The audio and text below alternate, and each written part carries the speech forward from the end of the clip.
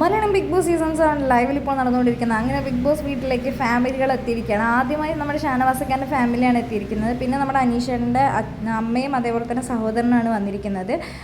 അങ്ങനെ big boss അനീഷേട്ടനും അതേപോലെ തന്നെ ഷാനവാസക്കാർക്ക് ഒരു ടാസ്ക് കൊടുക്കുന്നുണ്ട്. ഒരു ഫാമിലി ഫോട്ടോൻ്റെ പസിൽ കറക്റ്റായിട്ട് അറേഞ്ച് ചെയ്ത് വെക്കുക. അതേപോലെ തന്നെ ഒരു സ്കെയിലിനകത്ത് 5 ഡൈസ് വെച്ചിട്ടുണ്ടാവും. അത് കറക്റ്റായിട്ട് കൊണ്ട് ആ ബൗളിനകത്ത് ഇടുക എന്ന് പറയുന്നത്. നമ്മുടെ അനീഷേട്ടന് ഫസ്റ്റത്തെ ടാസ്ക് തന്നെ കറക്റ്റായിട്ട് കംപ്ലീറ്റ് ചെയ്യാൻ പറ്റിയിട്ടുണ്ടായിരുന്നില്ല.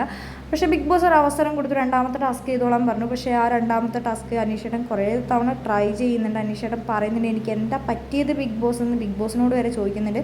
അനീഷേട്ടൻ ആകെ ഒരു ടെൻഷൻ കയറിയിട്ടുണ്ട്. ബിഗ് ബോസിനോട് പറയുന്നുണ്ട് എനിക്ക് ടെൻഷൻ കയറി കഴിഞ്ഞാൽ ഒന്നും തന്നെ ചെയ്യാൻ പറ്റുന്നില്ല, മൈൻഡ് ഫുള്ള് കട്ടായിട്ടുണ്ടെന്ന് പറയുന്നുണ്ട്. പക്ഷേ അനീഷേട്ടൻ വീണ്ടും വീണ്ടും ട്രൈ ചെയ്തുകൊണ്ടിരിക്കുക ഫാമിലീനെ കാണാൻ വേണ്ടി.